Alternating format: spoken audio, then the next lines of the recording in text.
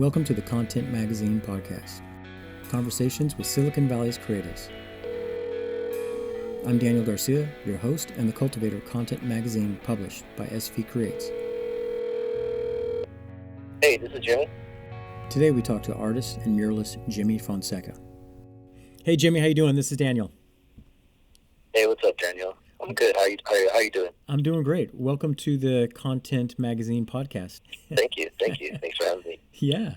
I just really wanted to talk to you because, with the development of downtown screen printing, I was just kind of curious about how that all came about. Because I know that you were at Local Color, had a space there, and, correct me if I'm wrong, or just kind of tell me the stories. Didn't the screen printing kind of bubble out of that experience? Actually, it did. I was a resident at Local Color and actually applied for a CIIF grant back in 17, I think. 2017, yeah. And that's the CIF, that's the City of San Jose's creative initiative or something like that? Yeah, it's part of the Office of Cultural Affairs. Yeah. But it's a grant they give out to local organizations and artists for projects, and so yeah. I got the grant, and I used the money to purchase a screen press there at Local Color, and at the time I bought a used press, and I was told it was one way, and there was just a lot more things wrong with it that I wasn't told. And it was a rough start. It kind of it took a little while for me to get it off the ground and really understand the equipment that I was working with, because it was used, because it was older. Yeah. And so, once I had to get a few mechanics or technicians in particular to come by and help us out a few times to fix the dryer. We had electrical issues. Yeah. The press had some mechanical issues. So once we got through all of that, that's when Aliks, my partner Aliks, came in, and he had more experience with setting up the jobs, actually registering the jobs and setting that up, and screen printing and doing all the screens and everything. Yeah. And I was on the digital end. I had more experience on the digital end, where I was doing the graphic design. I was preparing the artwork, printing the films, and that, and kind of creating the designs and stuff. Yeah. When Aliks came in, we kind of started I saw what he was doing, and I was I saw that he needed some help preparing the artwork correctly, Yeah. And I needed some help on some jobs printing and setting up the press. So we kind of just all right, well, you want to help me on a job? You got this job? I'll help you out if you help me out with this job right here. So it's kind of all right, we started working together, and then it was just oh shoot, okay, I got another friend who, and then it kind of just kind of snowballed, people started realizing that we were working together, and kind of organically became downtown screen printers, Yeah. It's kind of fun to see how that happened, because when you got that grant and you got the screen printer, were you thinking it would become a business or something, or you just kind of thinking, oh, this would be kind of fun art project, or what was the kind of the thinking? I wanted to first, mainly I wanted to use it to print my own stuff. Yeah. Because, I still do events where I vend and I sell product and stuff, and t-shirts were a good source of income during those events, so that was one of the main reasons. And I also wanted to help friends out, help the other resident artists at Local Color print stuff for themselves too, because it's a way that we can produce our own stuff and sell it, and and then earn some extra bucks as an artist. Yeah. Now you guys have moved into the Keystone building with Local Color, or is it the other one? Yeah, we're at the Keystone building. Yeah, that's cool. And so then you guys are running a kind of a full shop right through there now? Yeah, we're pretty much set up there now. We actually have a bigger space than we did at the original location.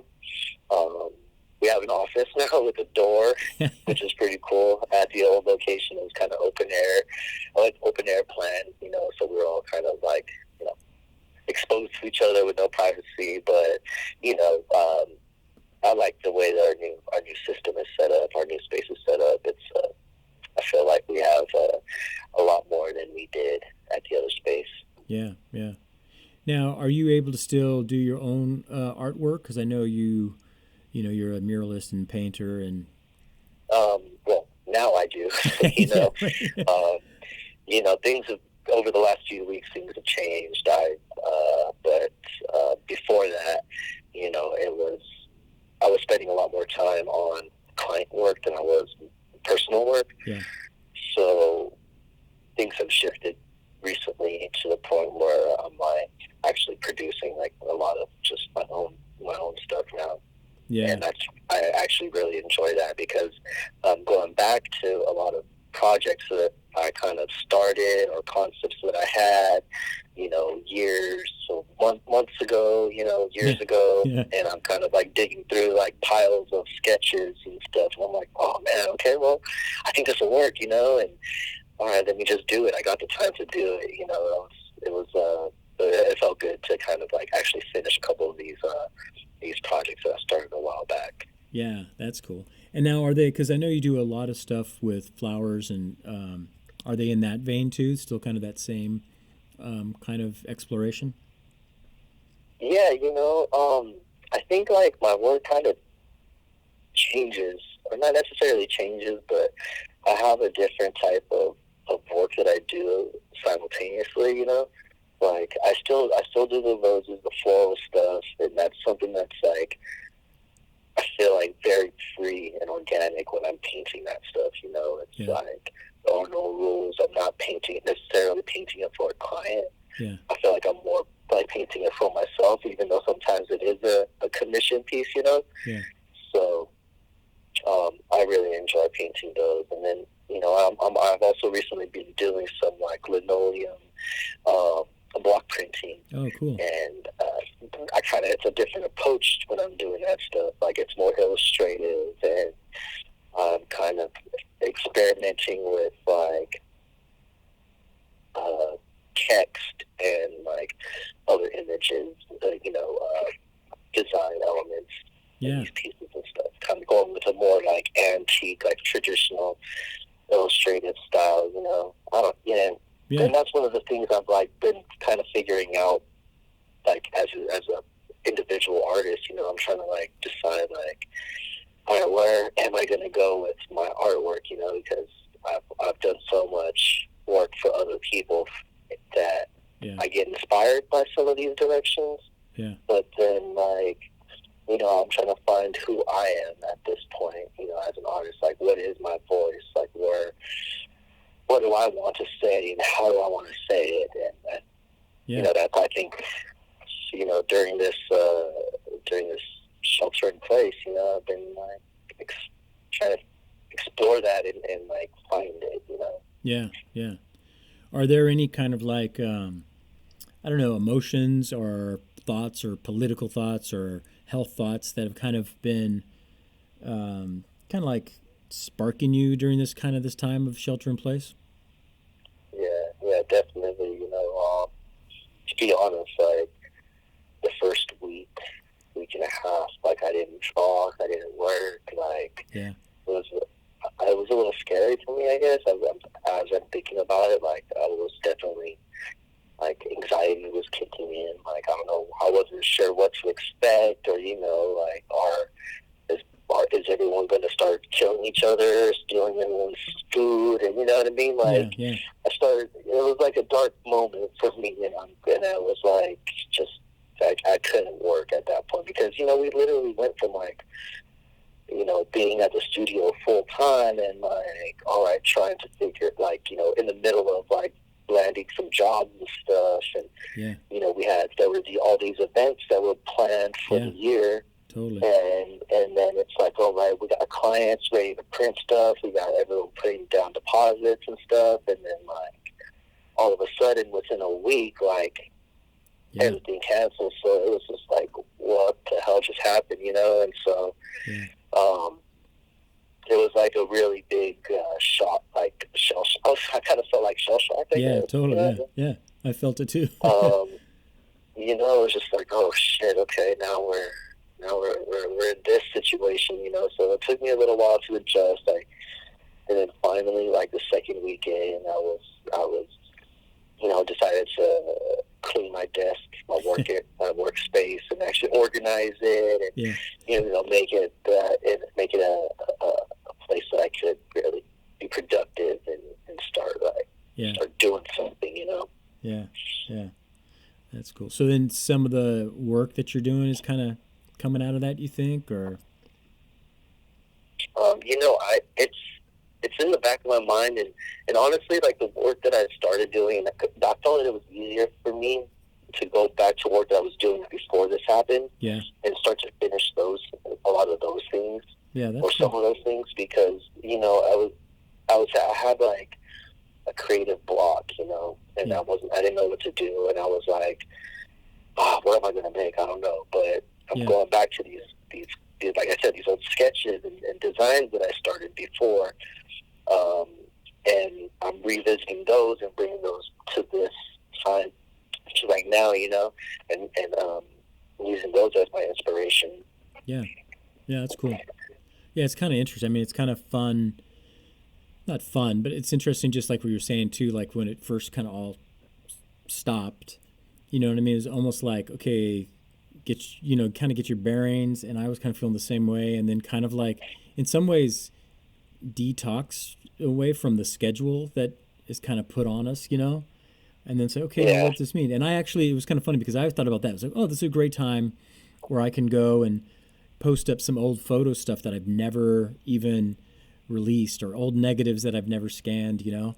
And so I was kind of thinking about that. And then all of a sudden I was like, you know, I think I've always wanted to start a podcast, so I'm just going to do that.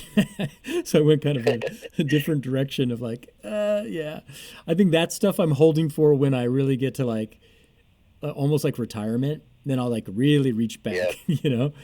But it's fun to have kind of like, you know, and it's a tough time for a lot of people and for what's going on. But in some ways, it's nice. Maybe that's the better. It's nice to kind of like, I don't know, take a different kind of journey, right, for a few weeks or a month or so. I definitely feel that, man. It's really good to take this time and realize that, I mean, we don't need to. I personally, I'm realizing that, okay, I don't need to be in the middle of everything to get work done, to be creative, you know. I can take this time like by myself, and that's a lot of the time, you know, that's what I'm doing, is I'm at my desk by myself and I'm working, and, you know, client jobs are starting to pop in here and there, and so that's kind of like been good to keep me motivated, and actually like getting a couple bucks like here and there to pay bills and stuff. But it's good to know that I can actually like do my own work, and you know, I sold a couple paintings, and you know, all this started, and they were just like stuff that I just happened to start doing, like, you know, on my own, and I was like, all right, cool. And then I'd start these lino prints, and, you know, sold a couple of these already too, and I haven't even promoted them yet. So, you know, it's like, all right, I can actually do the work that I feel good doing, that I want to do, and people are responding to it, you know? Yeah, that's great, man. Yeah, that's cool. So then what happens if you start doing this, and then it starts paying the bills so well that you don't even need to do downtown screen printing?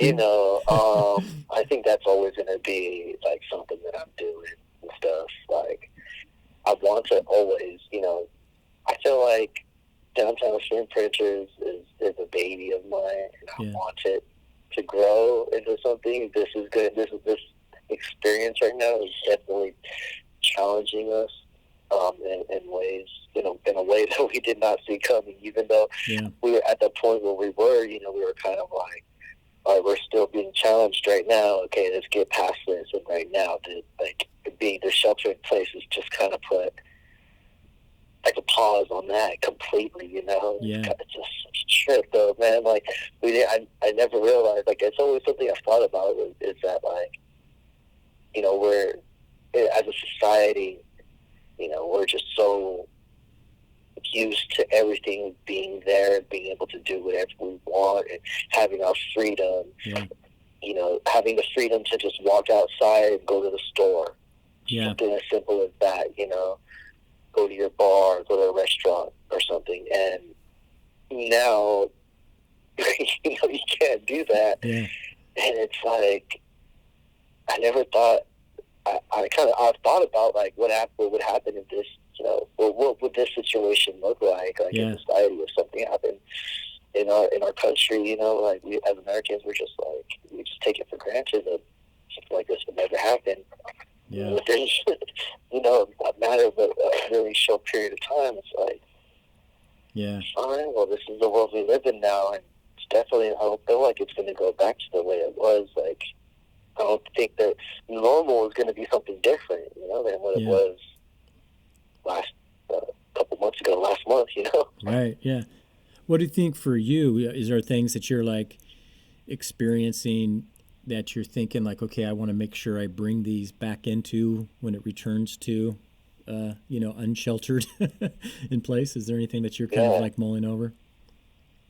Well, yeah, you know, I've kind of like, you know, since screen printing is kind of out of the picture right now, I'm kind of like focusing on myself as an artist. You know, I want to have a body of work to share. I want to show something at the end of this. Yeah. I want to have something to share with everybody, you know. Yeah. Like this is what I did with this time, you know.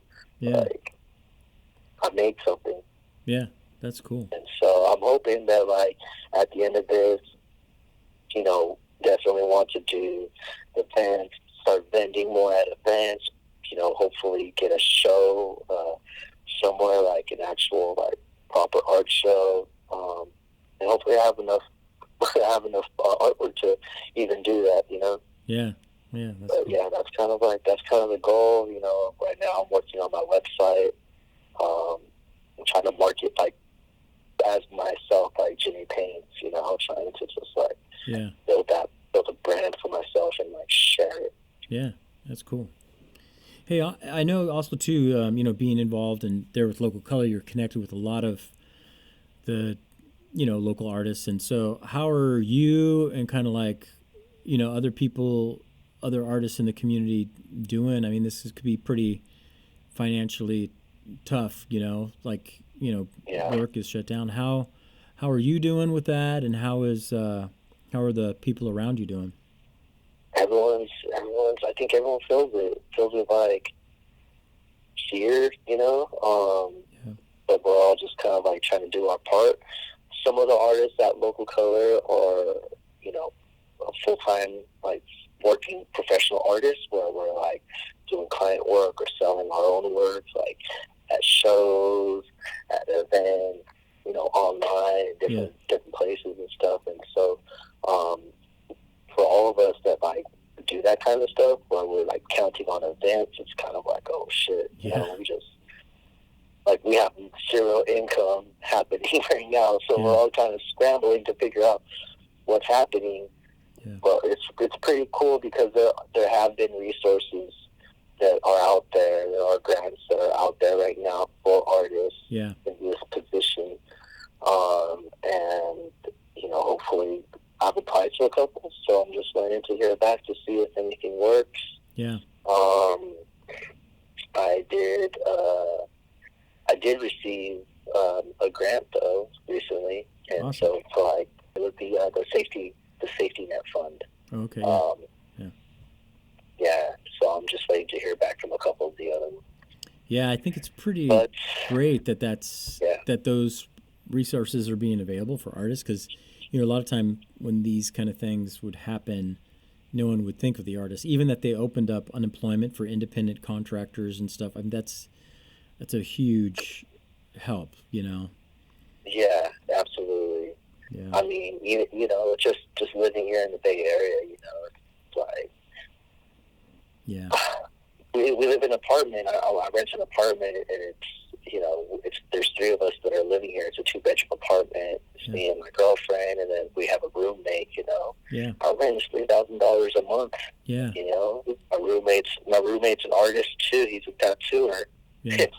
He can't tattoo right now, and so it's like, what the hell are we gonna do, man? Yeah. Like, we're all just trying to, like, we're all like scared, kind of scrambling, like, okay, like, can we still make money? Like, how are we gonna do this? Like, my roommate can't tattoo right now, so it's like, all right, like, what are we gonna do? Yeah. So we replied to these grants and stuff. Like, this is, literally, like, I work with clients, like, in person to help them when I'm designing stuff for them. Where I'm there, I'm showing them my screen, I'm writing things down, I'm drawing things, Yeah. And so, like, everything's just, it's a challenge, Yeah. And so we're trying to figure out, like, okay, how do we adjust at this point, Yeah. No one was ready for this. Yeah. It's going to be interesting. I'm kind of curious, like, once we, it opens up, like, who's going to be gone? Who's had to move, Yeah. Yeah. So, yeah. We had a resident that moved back home to Oregon with family, because it was like, all right. Yeah. They couldn't be here. It was like,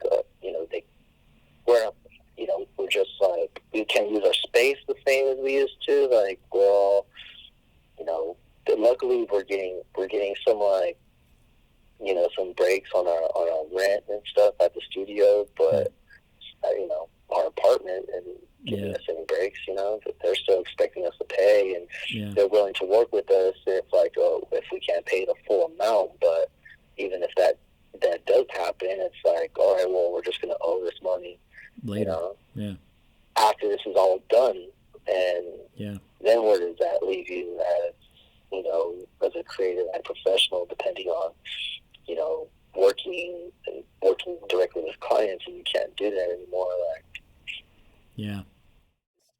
So it's really interesting. I mean, the only thing that kind of gives me hope, is because it is so global that people will be way more lenient, And the other thing, especially for the arts community, I feel like the only kind of saving grace in some ways is that, artists are, we're pretty resilient, and like, hey, I can figure out another way, and I could do this. And so, but it will be interesting, Yeah. Well, man. Yeah. It is definitely going to be interesting. I kind of like, I'm trying to just, like, look at it as positive as possible. Yeah. I know this is like something so scary for me, for everyone, but I think it just proves that as a society, like, okay, we can all stay indoors for a month, Right. Yeah. keep to our social distance, and I mean, I kind of like it. I like, no traffic on the street. I like, things being quiet, everyone's indoors. Like, I mean, if it wasn't for, this deadly virus going around the world and killing people, like, maybe if we were just indoors for a month or two every year, Yeah, I was thinking that too. Quarantine, yeah, I was thinking, like, because the sky seemed like, less pollution and stuff, and I was thinking, like, maybe just once a year there needs to be a shutdown to cleanse everything, and change the pace that we're living, Everything happens for a reason. This is a lesson for us that we need to, like, learn from. It's going to affect us. It's scary, Yeah. Yeah. Well, then what for you, what do you have kind of like a personal mission or a philosophy of life that, you kind of approach not only your art, but your work, and even like these type of life situations that you kind of focus on? Yeah, I guess, like, what I've learned recently and right now is kind of like, I'm telling myself is that, like, I want to focus on the facts. Like, what are the facts? Yeah. Like, this is true, absolutely true, and we got things that we can speculate about, and but I don't want to go that direction. I want to like understand like what's true and not get into conspiracy theories, right? And be distracted by stories like fiction. Yeah. So I'm trying to like, well, with this over these last couple of weeks, that's been my main thing, is just like, especially with the news and the stories coming out about everything. I'm just like, I can't be given into these wild ideas or theories that are really kind of contagious, Yeah, and let's think, even the news is like, even though it's, they're showing it constantly, but a lot of times it's the same things because they play it at different times for different audiences. But it can make you start to think of like, oh my gosh, this is like the end of the world, Yeah. So I'm trying to just like, all right, take a step back, do my part, like acknowledge the facts, and like with the best judgment that I can, just make the best decision that I can. Yeah. That's cool. All right, man. Well, it was good talking to you. I'm excited for downtown screen printers, and I'm excited too to see your new work once the veil and the prison lets us back out. We can get out of the shelter. Love to see the new work. Are you gonna start posting it up and everything, or? Yeah, I've been kind of like sharing it on my stories and stuff. Okay. But I want to do my social media posts, start sharing more on that. Yeah. I have a whole idea of like a social media strategy, Instagram in particular. Yeah.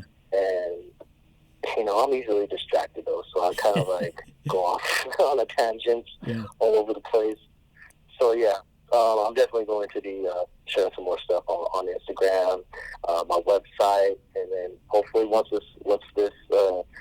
allowed to go outside again and be closer to each other, I'm going to try to organize something like an outdoor art show. Yeah, that's cool. Something where we can socially distance and do art at the same time. Yeah, totally. Hey, and so then if people want to follow you and stuff like that, what's your website and what's your Instagrams and all that kind of stuff? What's your handles? All right. My handle on Instagram is @JimmyPaints.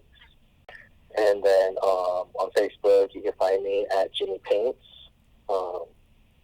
And my website isn't up yet, but I have the domain, and it is jimmy-paints.com. Okay. Cool. And when do you think the website's going to be live? I'm hoping within the next 2 weeks. So by the,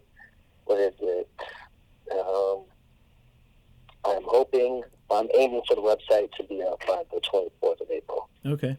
Cool. Right on. That sounds good.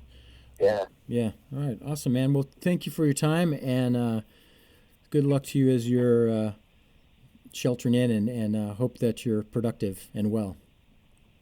Okay, thank you very much, Jen. I really appreciate it. Yeah, thanks, Jimmy. We'll talk to you later. Bye. All right, man. Take it easy. Find out more about Jimmy. You can follow him on Jimmy Paints and Downtown Screen Printers. In addition to publishing Content Magazine, SV Creates provides resources and training for the arts community. Each week we'll be checking in with Alyssa to see what's going on with SV Creates. Hi everyone, this is Alyssa. I'm the program manager with SV Creates.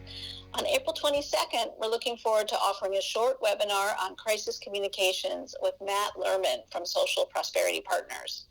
We're collaborating with Californians for the Arts and Theater Bay Area to bring you this free webinar. Check out our website and social media for links to register. Cool. Thanks, Alyssa. Thank you for listening to the Content Magazine podcast. Please follow us on social media @ContentMag and subscribe by going to our website content-magazine.com. This episode's music is Muddy Water from Sakura's 2020 release, Coming Home Soon. You can find Sakura on Spotify.